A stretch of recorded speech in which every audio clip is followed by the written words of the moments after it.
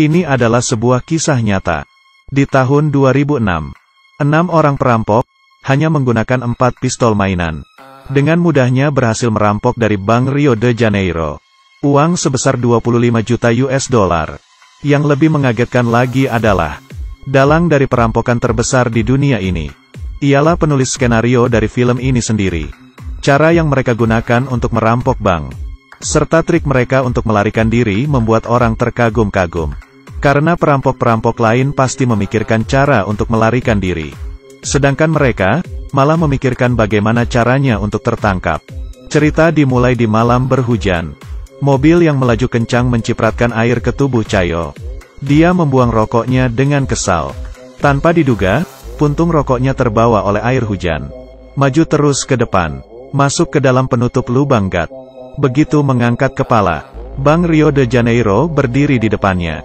Dia mengikuti arah aliran air, terus sampai ke pinggiran kota. Dan benar saja, di bawah sebuah jembatan, dia menemukan pintu keluar yang menghubungkan semua gat di kota. Tiba-tiba sebuah ide gila muncul di benak Chayo. Dia ingin merampok bank tersebut. Jadi dia pergi mencari teman baiknya yang adalah seorang insinyur, Tuan Jenggot, dan Malino, pencuri profesional. Mereka bertiga datang ke penutup lubang gat yang berada di depan bank. Memasukkan pita pengukur ke dalam penutup lubang gat. Kemudian masuk ke dalam pintu keluar gat. Di pinggiran kota yang ditemukan oleh Chayo, menemukan pita pengukurnya. Jaraknya hanya 18 meter dari permukaan tanah bank. Kemudian mereka menggunakan ban sepeda. Diam-diam berhasil mengukur jarak penutup lubang gat ke pintu masuk bank. Sekitar 7,1 meter. Menggunakan teori Pitagoras, sangat mudah menghitung panjang sisi ketiga dan sudut kemiringan.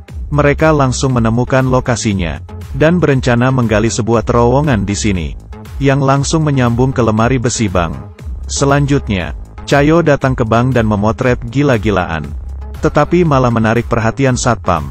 Dia dibawa ke ruang satpam di lantai bawah, dan lemari besi bank juga berada di lantai bawah. Satpam mengecek kamera, tetapi tidak menemukan foto apapun. Ternyata dia sengaja ketahuan oleh satpam. Tujuannya adalah untuk melihat posisi lemari besi. Setelah mempunyai gambar denah bank, bagaimana cara membuka brankas, menjadi kunci dari rencana mereka. Setidaknya diperlukan 1 menit dengan pistol las untuk membuka 1 brankas.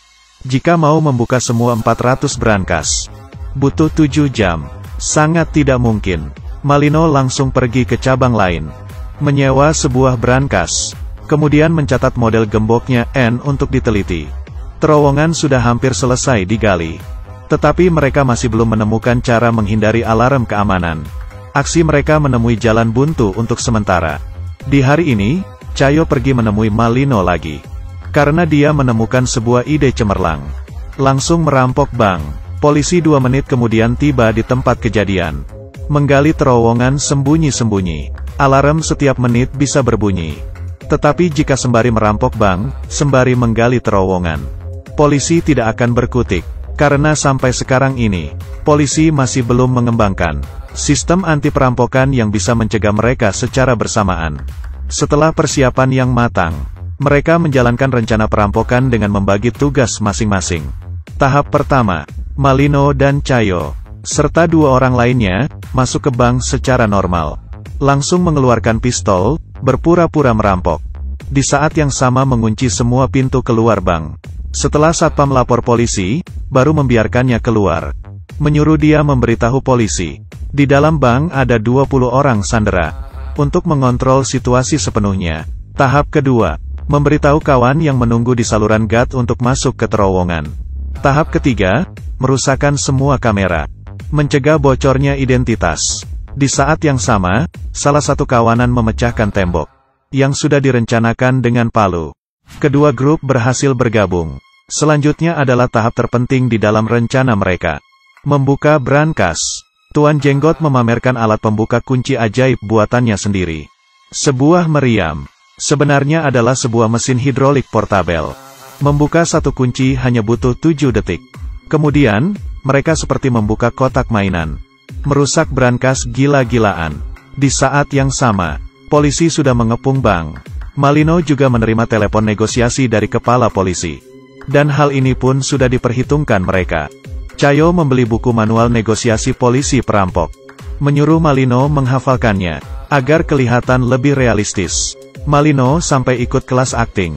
Kepala polisi dan Malino seperti buku pelajaran, satu bertanya satu menjawab. Membuat kepala polisi sangat percaya diri. Karena kepala polisi juga tidak menyangka, tujuan sesungguhnya mereka merampok bank. Hanya untuk menunda waktu.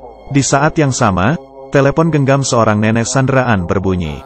Dia bilang, hari ini adalah hari ulang tahunnya. Malino langsung menghibur suasana hatinya, serta mencari sebuah kue kecil untuk merayakan ulang tahunnya. Kemudian mengirimnya keluar dari bank dengan aman. Karena jika tertangkap polisi, Sandra tidak terluka dan meninggal. Adalah bukti penting untuk peringanan hukuman. Tindakan tak terduga dari Malino membingungkan kepala polisi. Kemudian dia melanjutkan berbicara dengan kepala polisi. Di saat yang sama, alat pembuka kunci ajaib menjadi terlalu panas karena digunakan terus. Jadi berhenti bekerja. Dan ini berarti Malino harus mengulur lebih banyak waktu untuk mendinginkan alatnya kembali. Dia akhirnya memberitahu kepala polisi. Dia hanya ingin berunding dengan pengacara. Di saat yang sama, memberinya nomor telepon salah satu sandera. Tidak lama kemudian, telepon sandera berbunyi. Malino memasukkan lollipop ke mulutnya, berpura-pura menjadi pengacara. Satu orang memainkan dua peran. Mempermainkan kepala polisi habis-habisan. Dan alat pembuka kunci ajaib mulai bekerja kembali. Tidak lama kemudian, jam tangan semua orang bunyi di saat yang bersamaan. Sudah waktunya mereka mundur. Tanpa keraguan sedikit pun, Cayo langsung mengirimkan perintah terakhir. Berkumpul kemudian mundur. Malino mengeluarkan telepon genggam. Menelepon kepala polisi untuk terakhir kalinya. Meminta dikirimkan 5 pizza ke dalam. Kemudian mereka memasukkan sekantong-kantong uang dan emas ke dalam terowongan. Emas dan perak yang tak terhitung jumlahnya meluncur ke saluran gas melalui terowongan. Dan di sini sudah disiapkan 2 perahu angin. Cayo mengeluarkan sebuah kain merah. Kemudian menyusun rapi senjata mereka. Karena yang mereka gunakan semuanya adalah pistol mainan. Dengan begini, biarpun tertangkap mereka tidak akan dihukum berat. Demi memberikan waktu lebih banyak untuk kabur, Malino mengepel lantai dengan hati-hati. Baru masuk ke terowongan, Cayo menggunakan tali untuk menarik laci menutupi lubang. Kemudian menyimpan kembali talinya. Di saat yang sama, pizza sampai. Kepala polisi menelepon Malino. Tetapi tidak ada yang mengangkat telepon. Akhirnya, penutup lubang gat di bawah kakinya menarik perhatiannya. Kepala polisi yang telah mengerti semuanya, membawa masuk pasukan ke dalam. Saat ini, Cayo dan kawanannya sudah naik perahu angin. Kepala polisi menggeser laci, tetapi ada granat yang diikat di dalam lubang. Kemudian, rekan kerjanya melaporkan. Semua senjata yang digunakan oleh perampoknya adalah mainan. Berarti granatnya pasti juga bohongan. Kepala polisi langsung masuk ke terowongan. Dan menyuruh orang menjaga pintu keluar saluran gas yang ditemukan oleh Cayo sebelumnya. Tetapi Cayo dan kawanannya mengambil jalan berlawanan. Mereka memilih dengan asal salah satu saluran gas di kota. Yang bertanggung jawab menjemput mereka. Memarkirkan mobil di atas penutup lubang gas. Kemudian membuka lantai mobil. Mereka keluar satu persatu. Di saat yang sama, sirene polisi berbunyi. Hati ke-6 orang itu sangat ketakutan. Dengan makin mendekatnya suara sirene, sebuah mobil polisi lewat. Di sisi lain, kepala polisi akhirnya tiba ke pintu keluar melalui terowongan. Tetapi tidak menemukan apa-apa. Kemudian, 6 orang perampok melihat uang yang tidak akan habis sampai beberapa keturunan. Tidak bisa menahan diri bertepuk tangan. Setelah membagi hasil rampokan, mereka berpisah. Jika ceritanya berakhir sampai sini saja, maka ini tidak bisa dihitung sebagai kasus perampokan besar di dunia. Tidak lama kemudian, setelah menjadi kaya mendadak, salah seorang perampok membuang istrinya. Dalam kemarahan istrinya melaporkan suaminya ke polisi. Tidak lama kemudian, ke-6 perampok tertangkap. Tetapi karena senjata yang mereka gunakan adalah senjata mainan, dan juga tidak menyakiti sandera, polisi hanya bisa memberikan hukuman ringan.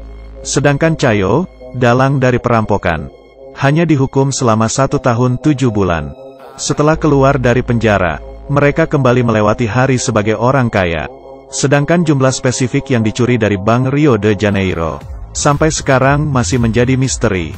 Ternyata dari awal, tertangkap dan dipenjara adalah salah satu rencana mereka. Karena hanya dengan cara ini mereka baru bisa menjadi orang benar. Biarpun film ini memberikan penanganan, pendramaan, tentang kasus perampokan ini, tetapi detail dari kejadiannya sangat menyerupai aslinya. Karena dalang dari kasus perampokan ini, ialah penulis skenario dari film ini sendiri.